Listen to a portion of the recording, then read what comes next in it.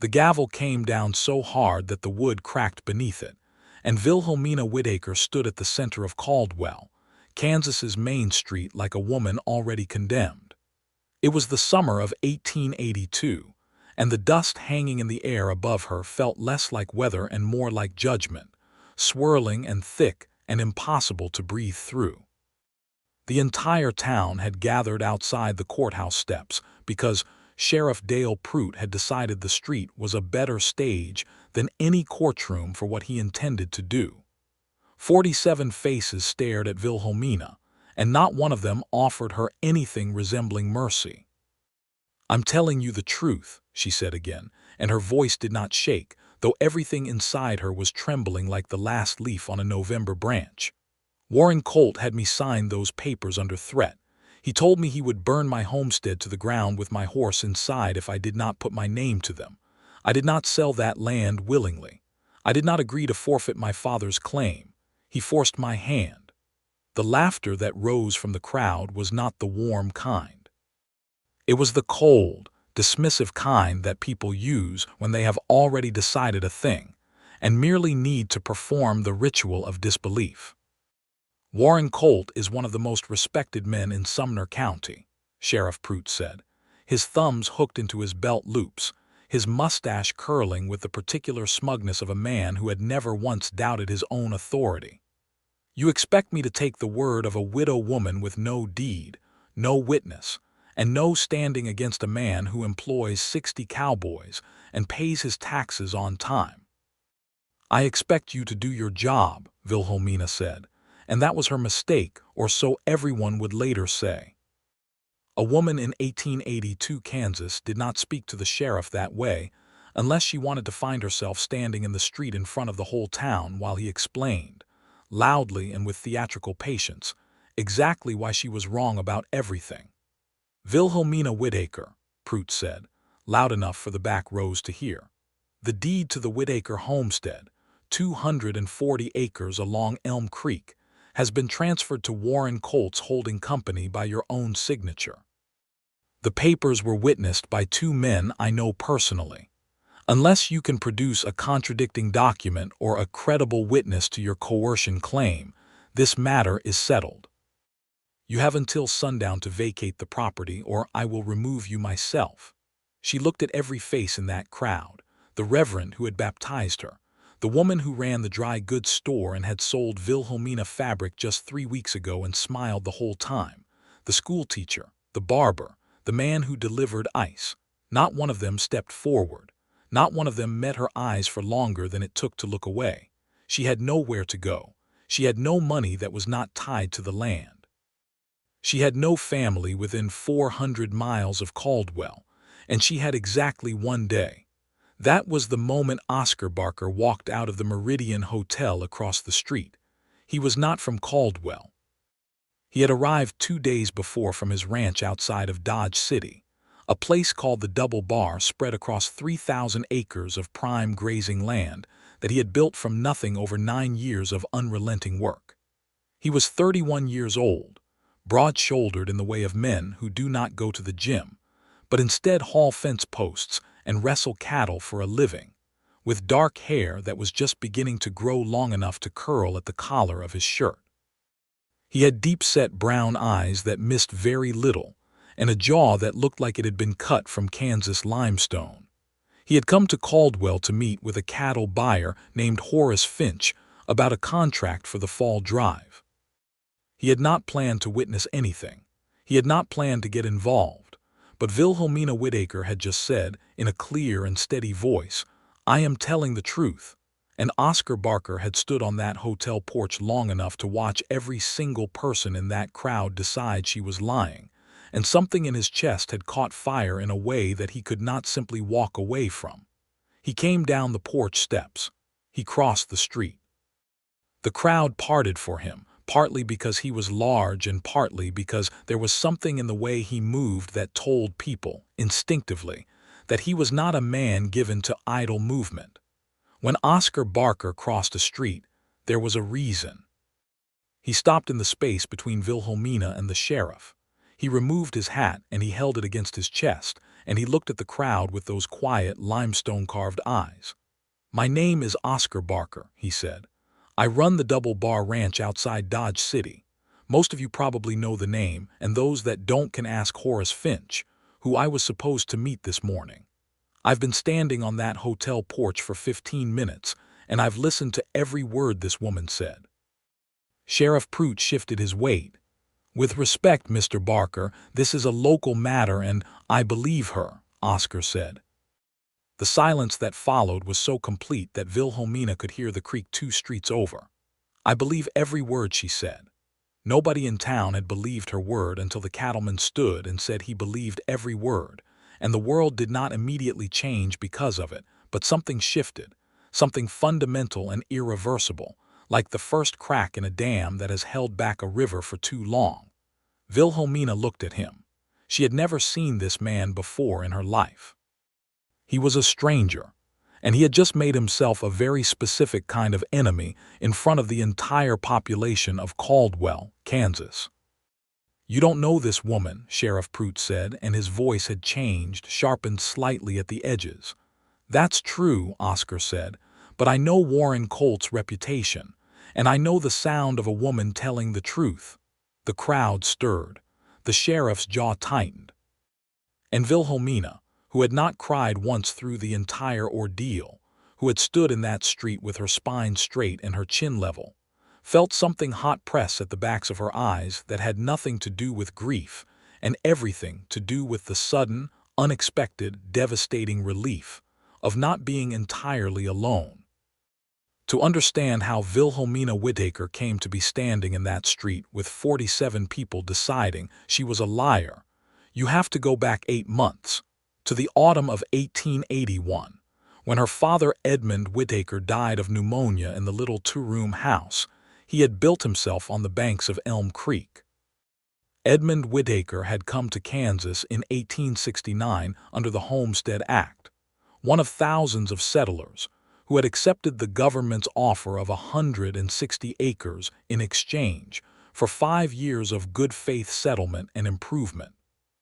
He had survived grasshopper plagues and blizzards and a drought that lasted 3 summers in a row, and by the time his daughter Wilhelmina joined him in 1876, he had built the claim into something genuinely worth having. He had added an additional 80 acres through a separate purchase, and he had drilled a well that hit water at 40 feet, and he had a sturdy barn and a kitchen garden and a small apple orchard that was just beginning to produce reliably. Wilhelmina was 23 when she arrived in Kansas. She had been living with her aunt in St. Louis after her mother died, working in a millinery shop and saving every penny she could, and when her father wrote asking her to come, she came without hesitation, because Edmund Whitaker was the only person in her life who had always been entirely on her side. They worked the claim together for 5 years. Wilhelmina was not a woman who stood back and watched. She learned to plow and to mend fence and to calve the 2 heifers her father kept, and she made the homestead into something that a visiting government inspector once called, in his official report, a model claim. She was 28 when her father got sick in October of 1881 and dead before November was through, and she was 28 when she buried him under the apple tree he had planted and stood in the winter wind with no idea what came next. She knew what was supposed to come next, legally speaking. The land was in her father's name, and the deed transferred to her as his only surviving heir. She had a lawyer in Caldwell draw up the proper papers, and she had the deed recorded, and she felt, for a brief and dangerously hopeful period, that she was going to be all right. She had not counted on Warren Colt. Warren Colt was 44 years old, silver-haired and smooth in the way of men who have spent decades practicing the performance of respectability. He had arrived in Sumner County in 1875 and had spent the following 7 years acquiring land with a consistency that suggested either extraordinary good fortune or extraordinary ruthlessness. By 1882, he controlled most of the prime grazing land between Caldwell and the Kansas Indian Territory line, and he had set his eyes on Elm Creek. The Whitaker homestead sat on Elm Creek's best watering section. 240 acres with reliable water and good grass, and a position that would allow Colt to run cattle year-round without the seasonal scrambling he currently had to do. He had offered Edmund Whitaker money for it twice, and Edmund had refused both times. He had not expected Edmund's daughter to be any harder to deal with. He had not met Wilhelmina Whitaker. She refused his first offer in December of 1881, politely but without any room for negotiation. She refused his second offer in January of 1882, less politely. His third approach came in February, and this time he brought 2 men with him, not as hired help but as a particular kind of pressure, and he made it very clear that he was not accustomed to being told no by a woman alone on a winter claim with no one within shouting distance. Wilhelmina had a shotgun, and she made it clear that she knew how to use it, and Colt and his men left. But they left with a particular kind of silence that was more threatening than anything he had actually said. The day he came in March was different. He came alone, and he came with papers, and he came with a story about a lien her father had supposedly taken out against the property to finance the well drilling, a lien that Colt claimed to now hold. He spread the papers on her kitchen table, and they looked official, and Wilhelmina was not a lawyer, and she made the mistake of leaning over to look at them. She did not see the 2 men come in through the back door until they were already inside. They did not touch her. They did not need to. Colt simply explained, in the smooth, unhurried voice of a man who has done this before, that the horse in her barn, a bay mare named Cora whom Wilhelmina had raised from a foal and loved with an uncomplicated totality that she gave to very few things, would be the first thing to go if she decided to make trouble. He said it pleasantly. He said it the way a man describes the weather. And then he put a pen in front of her and told her to sign the transfer papers. Wilhelmina signed them. And she hated herself for it every single day from that moment until the morning she walked into Caldwell and told every person she could find exactly what Warren Colt had done, and every single one of them told her some version of the same thing, which was that they did not believe her. She had no proof. She had no witnesses. She had only her word, which turned out to be worth exactly nothing in a town where Warren Colt employed 60 cowboys and paid for the church roof 3 years running. Which brought her back to the street, which brought her back to the moment the stranger came down from the hotel porch. After Oscar Barker said those words, the words that split the morning apart, things moved quickly and then not quickly at all. Sheriff Prout told Oscar that his beliefs were not legal standing. Oscar said he understood that, and he was prepared to act accordingly, and could the sheriff please tell him where he might find a territorial judge. The sheriff said the nearest territorial judge was in Wichita. Oscar said that was fine, and he would like to send a telegram this morning. The sheriff said Oscar was welcome to do whatever he liked, but the lady was still being removed from the property at sundown. Oscar looked at the sky and then at the sheriff and then at Wilhelmina for the first time with direct, unguarded attention, and what he saw in her face, which was not despair but rather an exhausted, furious, unbroken determination, seemed to settle something in him. "Mrs. Whitaker," he said, "I'd be grateful if you'd let me buy you a cup of coffee and hear the full account of what happened." It was such an ordinary sentence, such a plain, decent, unremarkable sentence. Wilhelmina had been holding herself together through sheer force of will for months, and something about the ordinariness of it, the simple human acknowledgement of her as a person worth listening to, nearly undid all of it. "Miss," she said, "it's Miss Whitaker, and yes, thank you." They went to me Dunphy's restaurant, which was 2 doors down from the general store, and they sat across from each other at a table near the window, and Wilhelmina told him everything. She told it without embellishment and without drama, just the facts laid out in order, and Oscar Barker listened to all of it with his coffee going cold in front of him and his eyes on her face. When she finished, he was quiet for a long moment. "The lien documents," he said, "were they filed with the county?" "The sheriff says yes." "Did you see the original filing yourself?" She shook her head. "I asked to, and Prout told me the matter was settled." Oscar leaned back. A lien has to be filed with the county recorder, not just presented on paper, and a lien holder taking title to a property isn't a standard legal process. There are steps that have to be followed, notices that have to be served. If Colt skipped any of those steps, or if the lien itself was fraudulent to begin with, the whole transfer could be invalidated. Wilhelmina stared at him. "You know land law." "I know it well enough," he said. "I had to fight a claim jumper in 1876 when I was just starting the double bar. Spent 3 months learning more about Kansas land law than any man should have to know. I lost 6 months of work, but I kept my land." She looked at him with the particular careful attention of a woman who has recently been badly betrayed and is reassessing everything she thought she knew about which people can be trusted.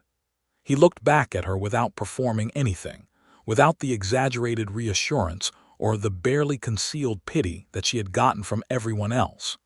He just looked at her like she was someone he intended to help, because it was the right thing to do. "Why are you doing this?" she asked. He picked up his coffee, realized it was cold, put it back down. "Because what you described is a crime. And because I have the time and the resources to make it difficult for Colt to get away with it, and you clearly don't. And that seems like exactly the kind of imbalance that a person ought to correct if they're in a position to." "That's a very practical answer," she said. "I'm a practical man," he said. "Most practical men I know would have stayed on that hotel porch." He looked at her for a moment, and something shifted very slightly in those quiet brown eyes, a thing that was not quite a smile but was the territory adjacent to it. "I don't generally stay on porches when there's something that needs doing." The telegram to Wichita cost Oscar 35 cents and took the better part of an hour to compose to his satisfaction. He sent it to a lawyer named Clarence Webb, who had handled his own claim dispute years ago, and who Oscar trusted absolutely. The reply came back by mid-afternoon, and it confirmed what Oscar had suspected. A forced lien-to-title transfer without proper notice and hearing was legally questionable at best and fraudulent at worst, and a territorial judge would be interested to hear the details. Webb said he could be in Caldwell within a week if Oscar could guarantee Wilhelmina's continued occupation of the property. That was the immediate problem.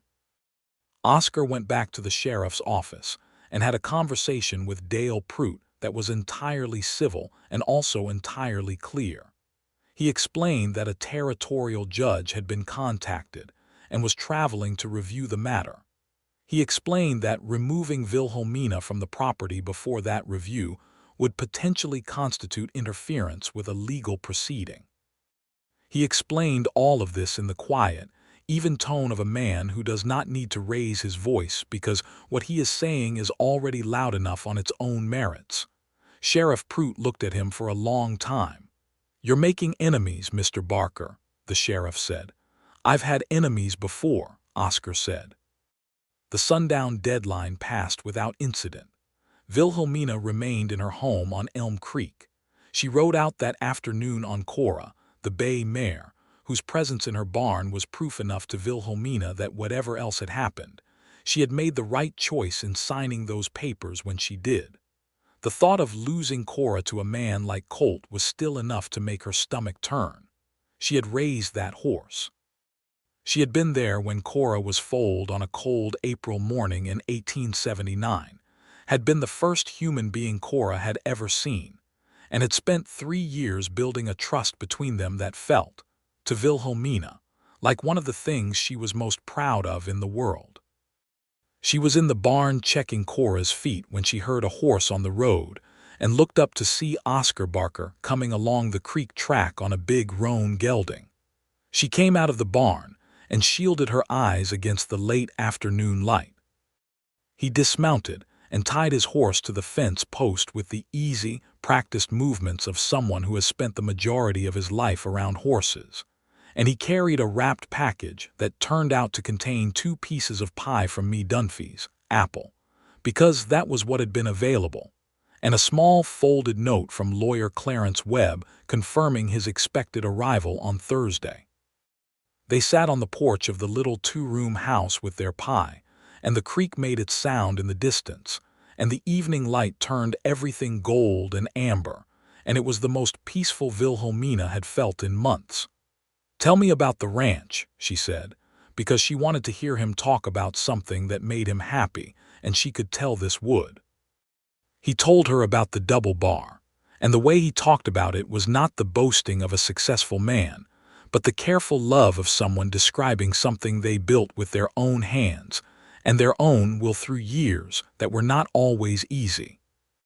He had started with 200 acres and a small herd of 30 head in 1873, when he was 22 years old, and had saved enough working cattle drives to make the initial purchase. He had built the main house himself, with help from 2 neighboring homesteaders who had since become close friends. He had expanded the herd carefully, reinvesting every dollar he made, and by 1882 he ran 1,500 head of cattle and employed 12 cowboys who he paid fairly and treated decently. He described the land the way other people describe family, the way the creek on the north section ran cold and clear even in August, the way the grass came back every spring, the way the sunsets looked from the ridge above the south pasture. Wilhelmina listened, and somewhere in the middle of his description of a calving season that had gone terribly wrong 3 winters ago and then remarkably right by the end, she realized that she was genuinely enjoying herself for the first time in a very long time, not just tolerating company, actually enjoying it. "You built all of that alone?" she asked. "Not alone," he said. "I had good men working for me. And my friend Tom Briggs and his wife Clara helped me more than I can properly repay in those first years. Nobody does anything alone." "Most men would say they built it alone," she observed. He thought about that. "Most men are lying when they say it." She laughed. It surprised her, the laugh. It came out before she could decide whether to let it, genuine and unguarded, and she saw something in Oscar Barker's expression shift at the sound of it, something warm that he did not fully hide before she saw it. The sun went down over Elm Creek, and Oscar did not leave until the stars were fully out, and when he rode away down the dark track, Wilhelmina stood on the porch and watched his shadow until it disappeared into the night, and she stood there longer after that, with her hand on the porch post and something new and uncertain and frightening in her chest that she was not yet ready to examine. He came back the next morning. He brought coffee in a tin pail that had been wrapped to keep it warm, and a list of legal questions he had drafted the night before that he wanted to go over with her before Clarence Webb arrived. He sat at her kitchen table, and she sat across from him, and they went through every detail of what had happened with Warren Colt, every word that had been said, every movement the men had made, every document that had been presented. Oscar wrote everything down in a neat, deliberate hand.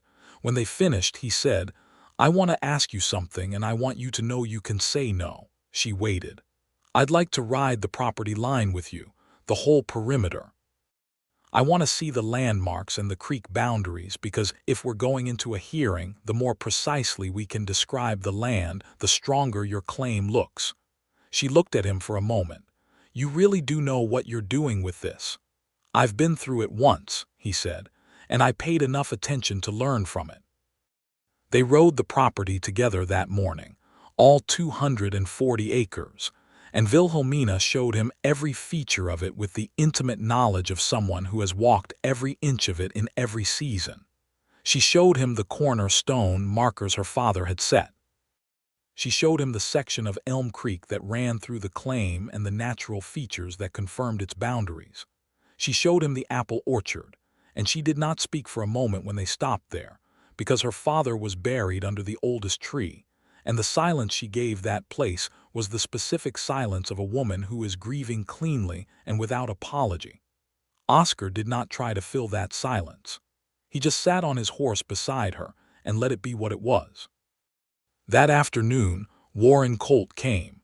He came with 3 men and a particular kind of confidence, and he did not expect to find Oscar Barker on the property. His smooth, practiced expression went through several rapid changes when he saw Oscar standing near the barn door with his arms folded, and Wilhelmina standing beside him with a stillness that was its own kind of warning. "Mr. Barker," Colt said carefully, "I wasn't aware you had a connection to this property." "I'm here as a friend," Oscar said, "helping Miss Whitaker prepare for a legal proceeding." Legal proceeding. Colt's mouth made the shape of a smile that did not reach his eyes. "There's no legal proceeding. The matter of this property is settled. There's a territorial judge arriving Thursday to review the transfer documents," Oscar said. "I'd encourage you to have your paperwork in order." Something moved through Warren Colt's face that was not quite fear, but was the sophisticated cousin of it. He looked at Wilhelmina with the particular coldness of a man who has been accustomed to getting what he wants and is reconsidering his approach. "Miss Whitaker," he said, "I made you a fair offer for this property. You signed the papers freely." "I signed them because you threatened to harm my horse," Wilhelmina said. Her voice was level and clear. "And I will say that under oath in front of a territorial judge without hesitation." Colt looked between them. He seemed to be calculating. Then he looked at Oscar with the expression of someone who has decided to change battlefields. "You're making a mistake, Barker," he said, "getting involved in matters that have nothing to do with you." "My mistakes are my own to make," Oscar said. Colt turned his horse and rode away, and his 3 men went with him, and the dust settled back over the road in their wake. Wilhelmina let out a long, slow breath. She looked at her hands. They were steady. "He'll make trouble," she said. "Yes," Oscar said. "He will. You knew that when you crossed the street this morning," she said. He looked at her. "I knew it when I stepped off that hotel porch." She looked back at him for a long moment. This man she had known for 2 days, who had stepped into the path of one of the most powerful and ruthless men in Sumner County without being asked, without being paid, and without a single moment of visible hesitation. "Oscar," she said, and it was the first time she had used his name, and she saw the slight change in him when she said it. "Thank you." "Don't thank me yet," he said. "Wait until Thursday." Thursday arrived with the kind of hot, still, breathless quality that Kansas summers specialized in, and Clarence Webb arrived on the noon stage from Wichita. A compact, sharp-eyed man in his 50s, with a brown leather satchel that contained, among other things, a copy of every land law in the Kansas statutes, and a professional reputation for being nearly impossible to outmaneuver in a courtroom.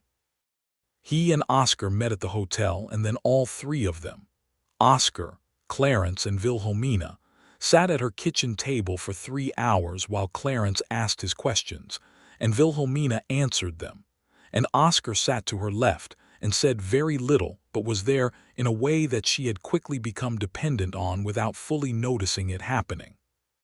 Clarence Webb looked at the county recorder's documents that he had obtained through proper channels, and he looked at the witnesses named on the transfer papers, and he made a small sound that was difficult to interpret. "These 2 witnesses," he said. "One of them works for Colt." "Both of them do," Wilhelmina said. "They were the men in my kitchen." Clarence nodded slowly.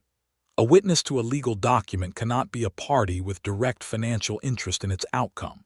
That's basic procedure. It won't invalidate the document by itself, but it's the kind of irregularity that a judge is going to want to look at very carefully. Combined with your coercion testimony and the questionable nature of the original lien, which I have also been looking into and which I have very significant doubts about, we have the foundation of a strong case." Wilhelmina pressed her hands flat on the table. "Can you get the property back?" "I believe we can," Clarence Webb said, "but I need to be honest with you. Colt is going to fight this, and he has money and connections. It will not be fast, and it will not be easy." "I'm not asking for fast or easy," Wilhelmina said. "I'm asking for justice." There was a brief silence in which Clarence Webb looked at Oscar Barker with the expression of a man reassessing a situation he thought he understood. "I can see why you got involved," he said to Oscar. Oscar said nothing, but the corner of his mouth moved. The hearing before the territorial judge. A man named Elias Vance, who had traveled from Wichita with the weary authority of someone who has seen every variety of frontier legal chicanery, was held 5 days later in the Caldwell courthouse. The room was full. because news travels fast in a small town, and this particular news had a quality that made people uncomfortable in ways they did not fully want to examine. Wilhelmina wore her best dress, which was dark blue wool, and she sat very straight in the chair and answered Judge Vance's questions in a voice that was clear and calm and utterly without performance. She told the story of Warren Colt's threats. She described the men in her kitchen. She described the specific threat against Cora, and how she had looked at that horse through the window while she was signing, and how she had known in that moment that she was doing something she would spend the rest of her life trying to undo. Oscar testified on her character, which he had technically known for 5 days, and he did it with such straightforward, credible authority that the room went quiet in a particular way. Clarence Webb presented the documentary evidence, including the employment records showing both witnesses worked directly under Colt's payroll, and the original lien document, which Webb had tracked to the county recorder's office and discovered had been filed only 11 days before Wilhelmina's father died, in a manner that suggested the timing was not coincidental.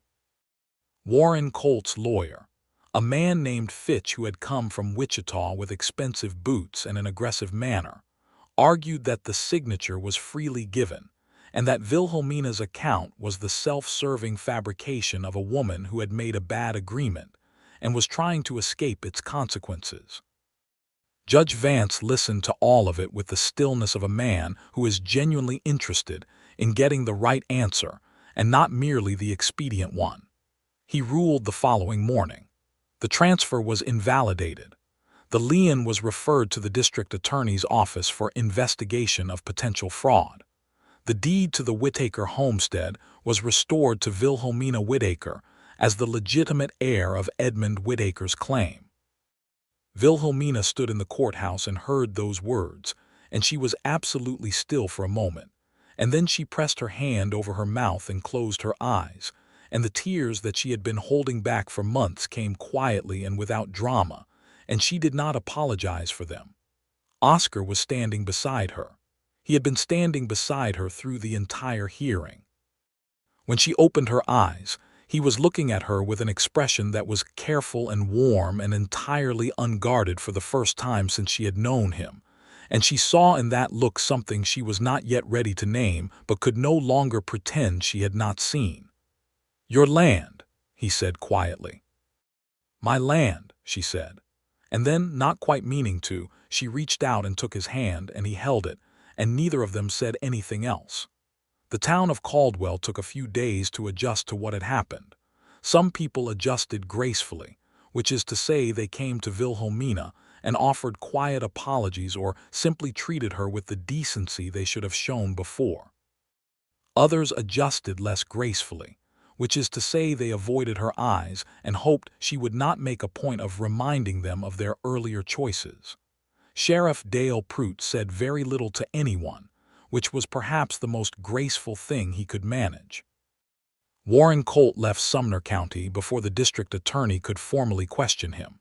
He went west, people said, to Colorado. Clarence Webb sent the appropriate documentation to ensure the matter followed him, and the investigation into the fraudulent lien continued even in his absence. It was not a perfect resolution, but it was the kind that the law in 1882 was capable of producing, and Wilhelmina found that she could live with it. What she could not have lived with was losing her father's land to a man like that. Oscar stayed in Caldwell.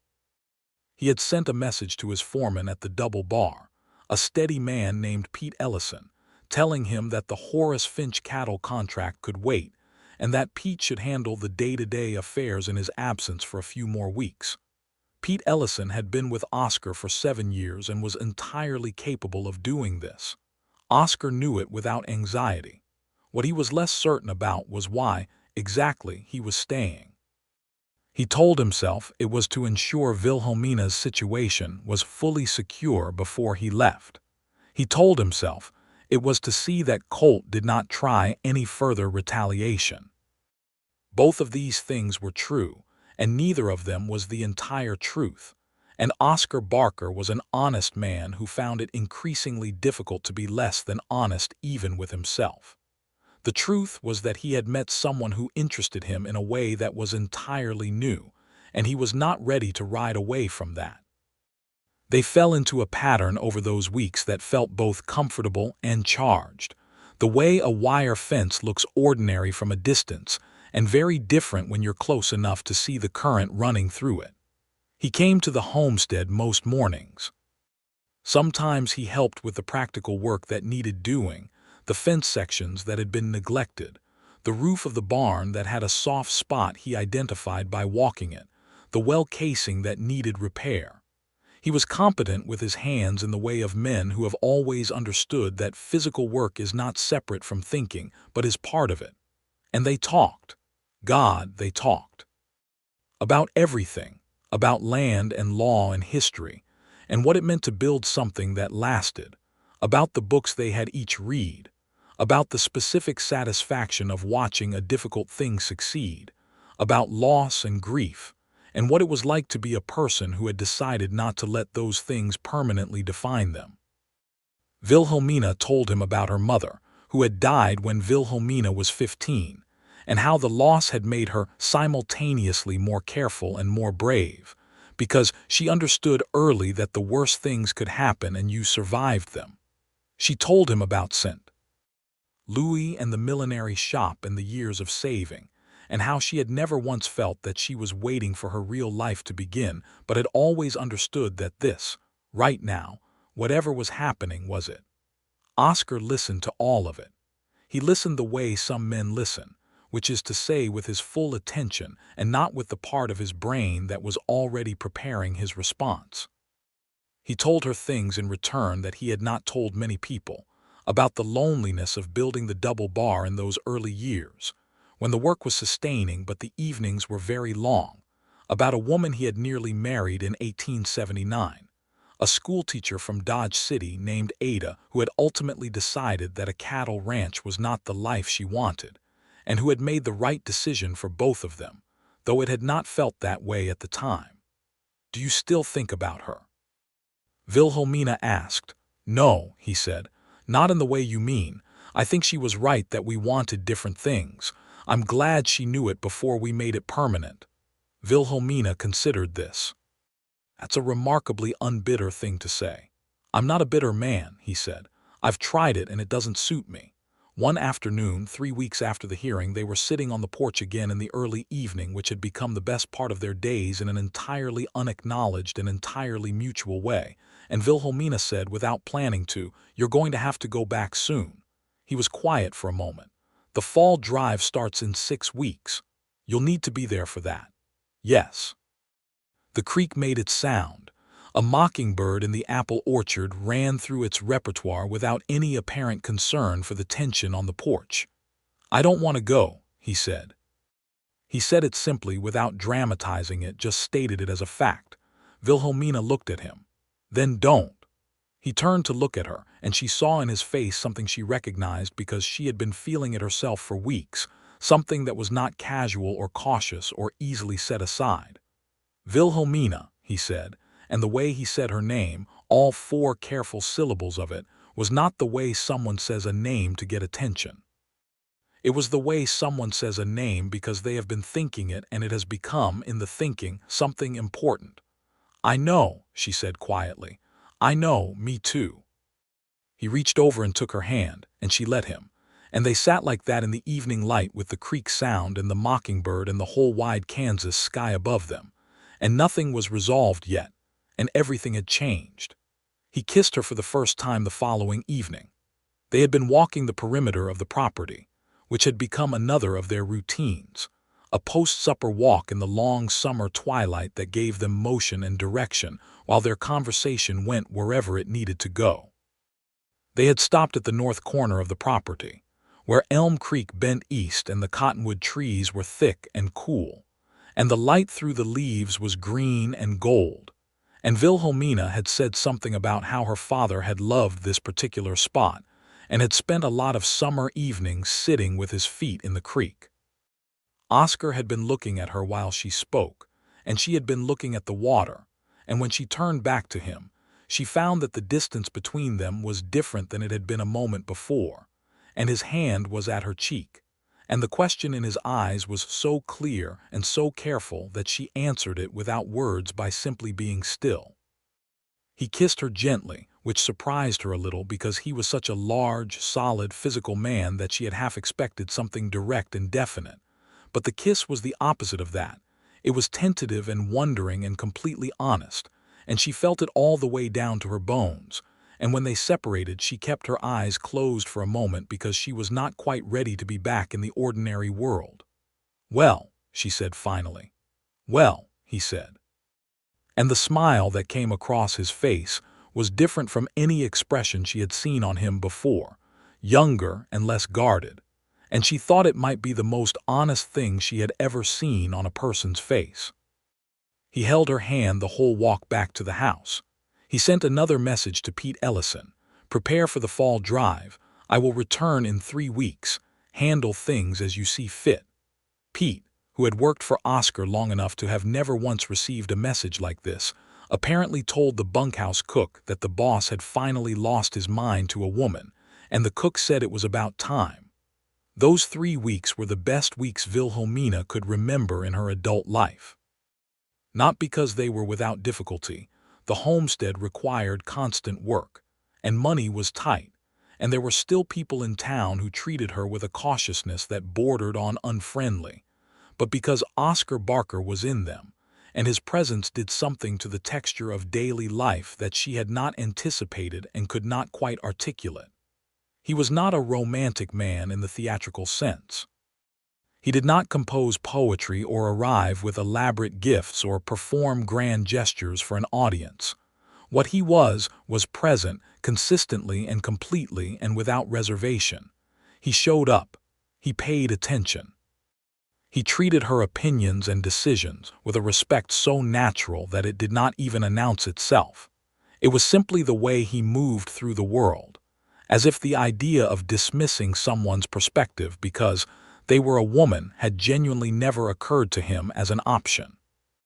They talked about the future carefully at first, and then less carefully, and then with the frank directness of two people who have both been through enough to know that life is not infinite, and that waiting for perfect circumstances is a good way to miss everything that matters. "I love my land," Wilhelmina said one evening toward the end of his 3 weeks. "I love this place. My father is buried here. I built something real here, but I also love—" She stopped. "Say it," he said quietly. She looked at him. "I also love what is happening between us, and I'm trying to figure out how those two things exist together." He was quiet for a moment. "The double bar is 3 days' ride from here. I know. That's not insurmountable," he said. "If a person wanted to find a way." She looked at him steadily. "What are you suggesting?" He shifted slightly. For the first time since she had known him, he looked uncertain in a way that was entirely endearing. "I'm suggesting," he said, "that I would very much like to continue what we've started, and that I'm willing to be creative about how we do it if you are." "Creative," she said. "Within reason," he said. She laughed, and he laughed with her, and then they were quiet for a moment, and she said, "Could a person run a cattle operation on 240 acres of Kansas Creek land?" He looked at her carefully. "A small one. What if they also had access to 3,000 acres outside Dodge City?" "That would make it considerably less small," he said. "I'm not saying I'm ready to leave this land," she said, "but I'm saying I understand that land is not the only thing worth having." He looked at her for a long time, with the kind of attention that makes a person feel seen in the most fundamental way. "Wilhelmina," he said, "I am completely in love with you. I want you to know that clearly and without any ambiguity." The directness of it knocked the air out of her. She had known it was coming, had felt it approaching for weeks, and still the actual spoken words landed with a weight that was enormous and wonderful and slightly terrifying. "I am completely in love with you too," she said. "Which terrifies me, because I am not someone who does anything carelessly, and this does not feel careless. It feels like the most important thing I have done in a very long time." He reached across and took both her hands. "It is," he said. "For me too." He left for the double bar 2 days later.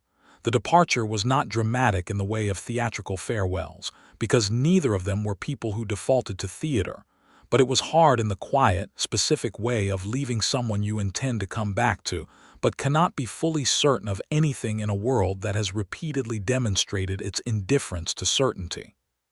He kissed her properly this time, with all the directness she had initially expected and not gotten, standing by his horse in the early morning with the dew still on the grass and the creek sounds clear in the cool air. "I'll write," he said. "I'll write back," she said. "I'll come back in the fall."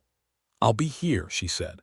He rode away down the creek track, and she stood on the porch and watched him until the distance swallowed him, and she was not sad exactly, even though she would miss him with an immediacy that surprised her. She was not sad because she felt, with a clarity she had rarely experienced about anything, that this was not an ending. It was barely even an interruption. She was right. The letters began immediately, or as immediately as was possible given the realities of mail in 1882 Kansas, which meant they arrived in clusters after long silences, and then all at once, and Wilhelmina began to organize them by date and read them in order, which required a discipline she was entirely willing to exert. Oscar's letters were not flowery. They were the letters of a man who uses words the same way he uses everything else, with precision and purpose, but within that precision there was something that moved her more than eloquence would have. He described the double bar in the fall with the cattle coming back from summer pasture, and the grass-cured gold on the ridge, and the way it had started to feel different now, knowing she existed, knowing that somewhere to the south and east there was a person who was entirely specific and real, and who knew him in the particular way that only a few people ever get to. He wrote about Pete Ellison's wedding, which happened in October, to a woman from Dodge City who Pete had apparently been courting for 2 years with a patience that Oscar described as genuinely impressive and also somewhat exhausting to witness. He wrote about the fall drive and its difficulties and its successes. He wrote about a particularly cold November night when the north wind came down off the open prairie, and he had been awake at 3 in the morning checking on the herd, and standing out there in the dark and the cold he had thought about her so clearly and so specifically that it had been almost like company. Wilhelmina's letters back were, if anything, more direct. She was not a woman who hid behind circumlocution when she had something to say. She described the homestead in autumn, the apple harvest, which was good that year, and the satisfaction of having something that was genuinely hers. She described her growing relationship with the town, which was slowly, unevenly, repairing itself. She described the day Dunphy, who ran the restaurant, had stopped her on the street and said, quietly and without ceremony, that she was sorry she had not spoken up at the hearing, and that she had not known what to do, and that she hoped Wilhelmina understood. Wilhelmina had said she understood because she did, even if understanding it did not entirely erase the memory of all those faces choosing not to meet her eyes. She wrote to Oscar about her father, more than she had talked about Edmund when Oscar was there in person.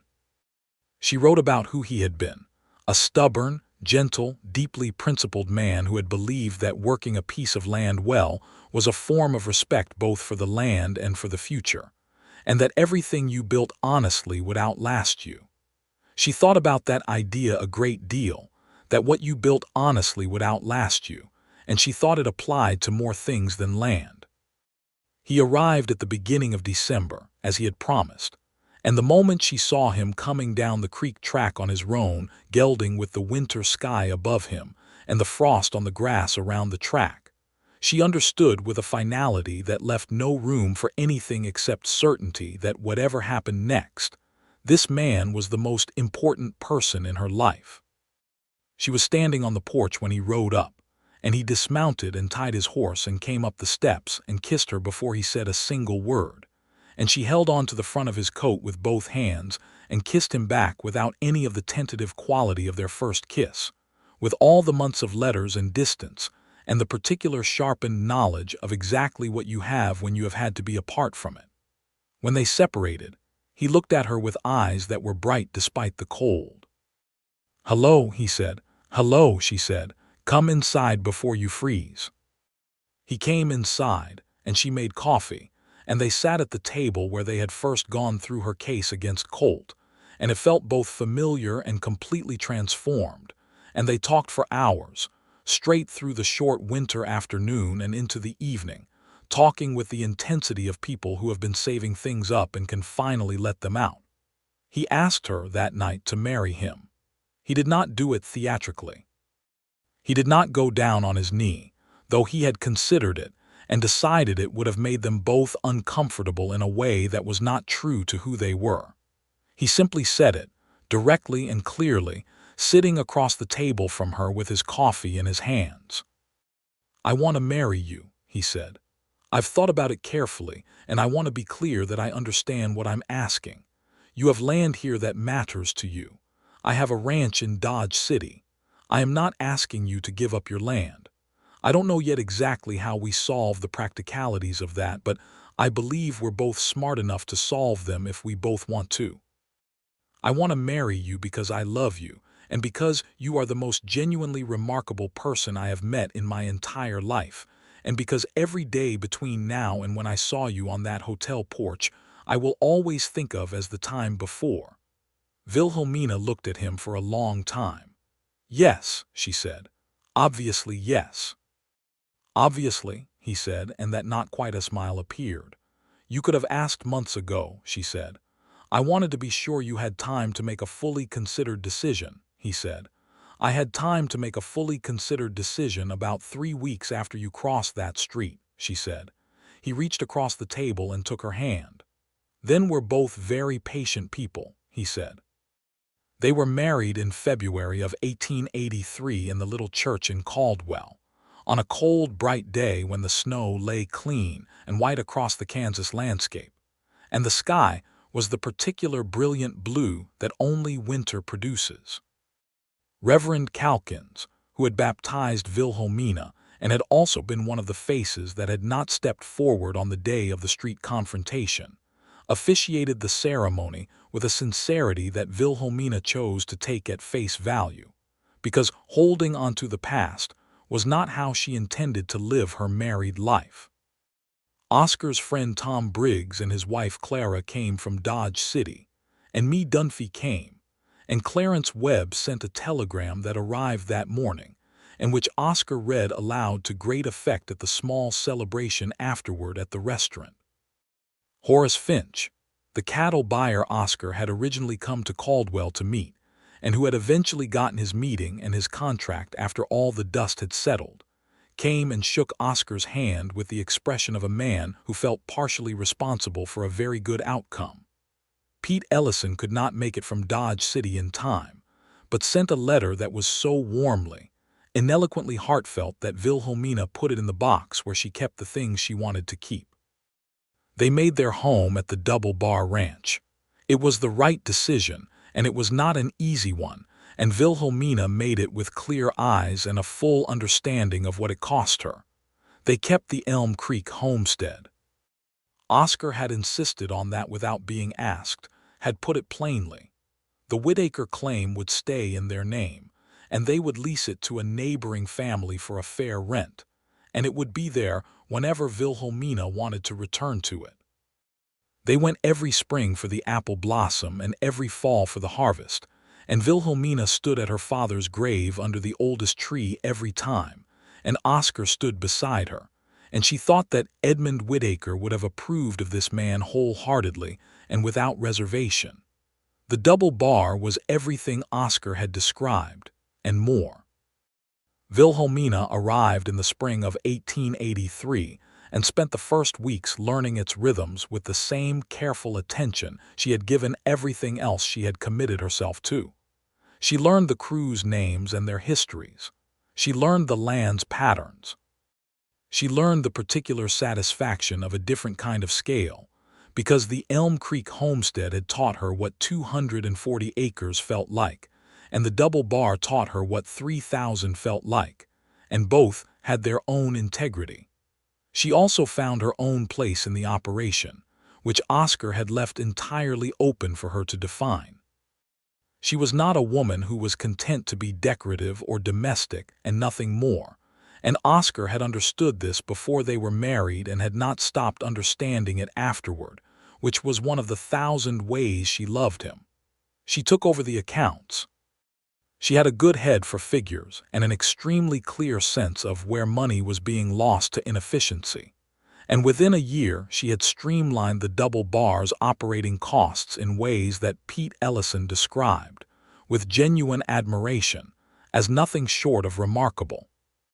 The two of them, Wilhelmina and Pete Ellison, became a formidable partnership that occasionally made Oscar feel like a spectator at a meeting of much smarter people, which he said so, and which they both dismissed cheerfully. Their son was born in January of 1884. They named him Edmund Oscar Barker for both his grandfathers, Edmund Whitaker and Joseph Barker, who had died when Oscar was 19, long enough ago to still ache. Edmund was born in a hard snowstorm, which Wilhelmina would later describe as entirely in keeping with his subsequent personality, and he arrived loud and decisive and entirely comfortable taking up space in the world. And Oscar held him in the kitchen of the double-bar house while the snow came down outside, and had the look of a man who has been given something he had not fully known he was hoping for. Wilhelmina watched Oscar with their son and felt something so complete and so settled that she had to consciously remind herself that this was her actual life and not a thing she had constructed in her imagination. The spring of 1885 brought another child, a daughter they named Clara Josephine after Tom Briggs's wife and both their mothers, and Clara was different from her brother from her first breath, quieter and more watchful, with her father's brown eyes and her mother's habit of assessing everything before deciding how to respond to it. Edmund was 3 when Clara was born, and he received the news with a 2-year-old's complicated mix of enthusiasm and suspicion that eventually resolved, over several months, into a fiercely protective affection that never fully left him even when they were grown. The double bar expanded. The Elm Creek homestead continued to produce under the tenancy of the Holt family, who leased it and worked it well, and for whom Wilhelmina had developed a genuine affection. Warren Colt's name surfaced occasionally in connection with legal troubles in Colorado, and Clarence Webb kept Oscar and Wilhelmina informed, and the district attorney's investigation eventually concluded with a settlement that was not entirely satisfying but was not nothing either. The fraudulent lien was officially documented as fraud.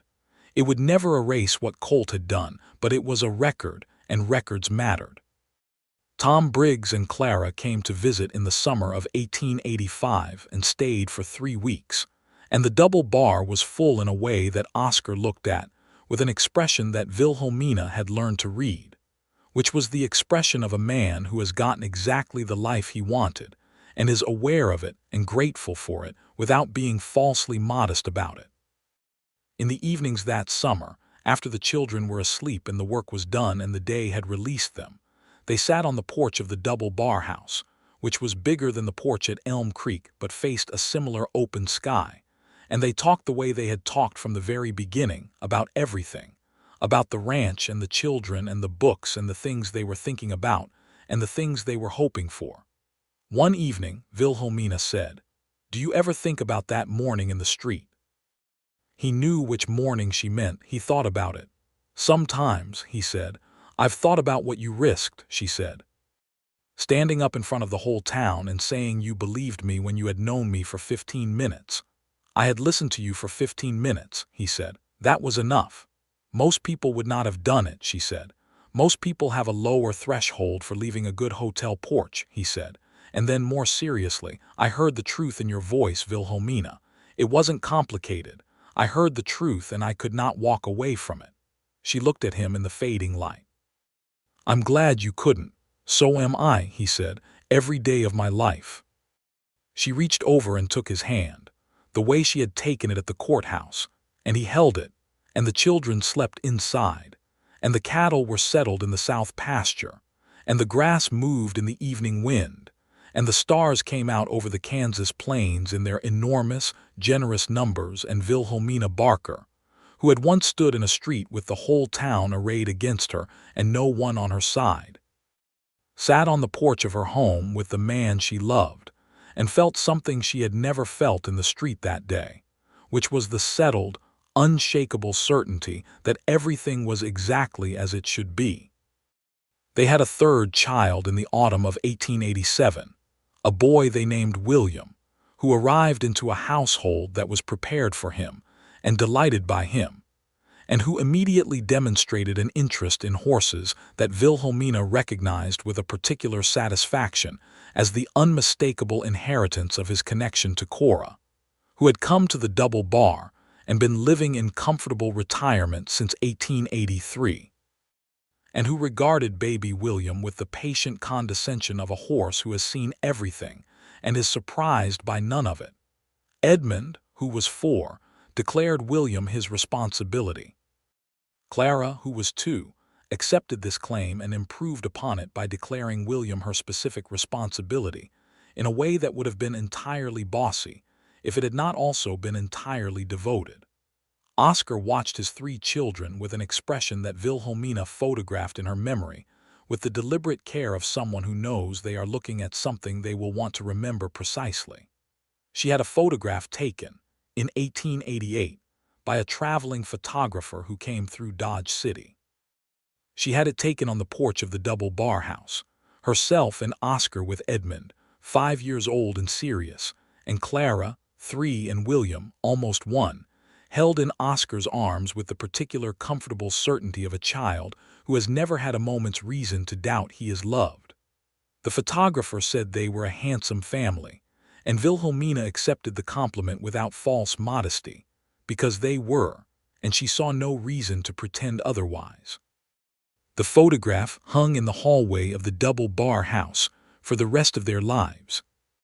Pete Ellison's wife had 2 children of her own by then, and the Double Bar had taken on the quality of a community, with the Cruz families and the Briggs visits and the occasional Holt family trips from Elm Creek, and Wilhelmina, who had come to Kansas in 1876 to join her father and had lost him and fought for his land and been disbelieved by an entire town, and saved by a man who crossed a street because he could not stay on a hotel porch when something needed doing, had built the kind of life that her father had told her was possible if you worked honestly and chose your people carefully. She had done both. In the evenings, when the porch was quiet and the children were grown enough to be out somewhere being their own people, which came faster than she had expected, and with a bittersweet quality she had not been warned about, she and Oscar sat in the same companionable silence they had perfected over the years, the silence of 2 people who know each other completely and find that knowledge more restful than any conversation. He had not changed in his fundamental nature over the years of their marriage. He was still direct and practical and quiet about the things that mattered most. He still showed up. He still paid attention. He still treated her opinions as inherently worth considering, which she had come to understand was not as universal a quality as it should have been, and which she appreciated now with a specificity she had not had the language for when they were new to each other. She had not changed in her fundamental nature either. She was still unafraid to say the difficult thing clearly. She still loved Cora and horses in general with a completeness that embarrassed her slightly, and that Oscar had always found entirely understandable. She still walked the Elm Creek property every spring and stood under the apple tree and talked to her father in the particular private way of people who are certain they're dead, are not entirely gone. She told Edmund Whitaker, one spring afternoon in 1890, with the apple blossoms coming out above her and the creek running clear and cold over the stones, about everything that had happened since she last stood there. She told him about the children and the ranch and the winter that had been harder than expected and the spring that was making up for it. She told him that his land was being worked well and that the apple orchard was still producing. She told him about Oscar. She told him all of it, the street and the hotel porch and the coffee at Me Dunphy's and the evening light on Elm Creek and the way he had listened, and the way he had believed her when no one else would. She stood in the April sunshine, and she felt the whole length of it, all the years from the day she had arrived in Kansas as a 23-year-old woman with her savings and her hope, to this morning, 8 years into a life that was genuinely hers in every possible way. She heard hoofbeats on the track and turned, and Oscar was coming down from the direction of the road on his roan's younger replacement, a gray horse they had named Stone, and he rode up and dismounted and stood beside her under the apple tree without asking why she was standing there, because he knew, and he put his arm around her shoulders, and she leaned against him with the ease of 8 years. "Edmund's fallen off his pony again," Oscar said. She closed her eyes briefly. "Is he hurt?" "His pride, mostly," Oscar said. "He's furious." "He'll be fine," she said. She straightened and looked up at her husband, this man who had crossed a street because she had said she was telling the truth and he had believed her, and whose believing her had changed the entire course of her life. "Thank you," she said, "for coming." He looked at her with those quiet brown eyes that had been looking at her with the same warm, careful attention for 8 years and showed no signs of doing anything else. "I'll always come," he said. She knew he meant it. He always had. From the hotel porch to the courthouse to the creek track to the double bar and back again, Oscar Barker had always come, and she had always been there. And between them they had made something that neither of them could have made alone, which was exactly the kind of thing her father had meant when he said that what you built honestly would outlast you.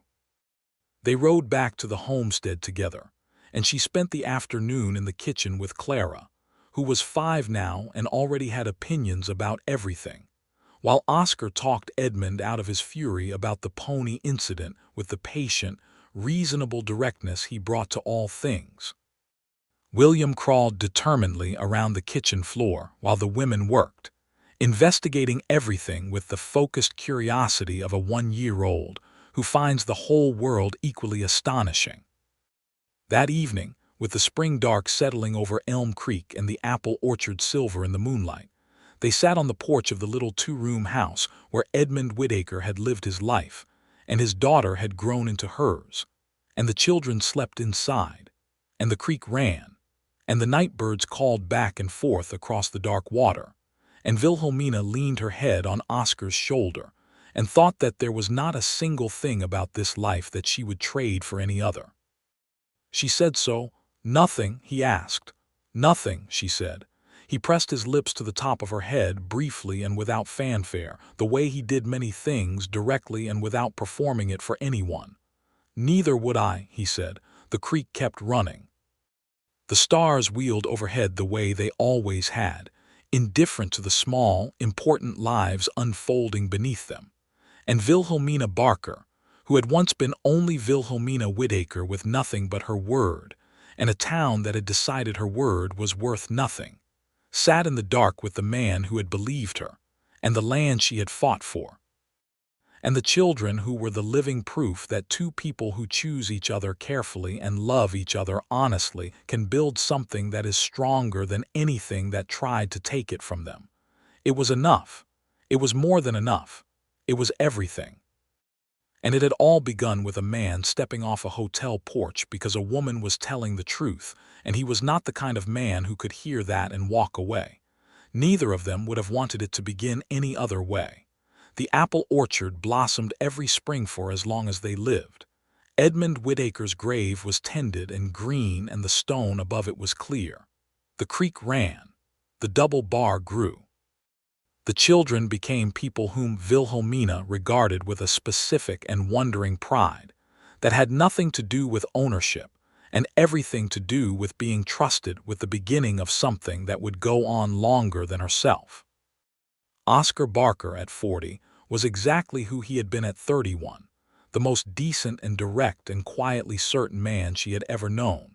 He had never once given her reason to regret the morning she had accepted a cup of coffee from a stranger and begun to tell the truth to someone who was already listening.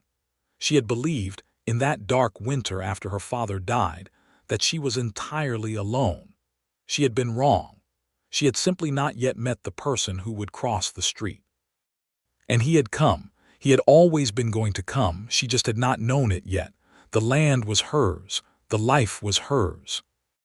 And the man who had stood up in front of an entire town and said he believed every word, he was hers too, and she was his. And there was nothing in the wide Kansas sky, or the long Kansas grass, or the turning of the Kansas seasons that could take any of it from them now. Nothing at all.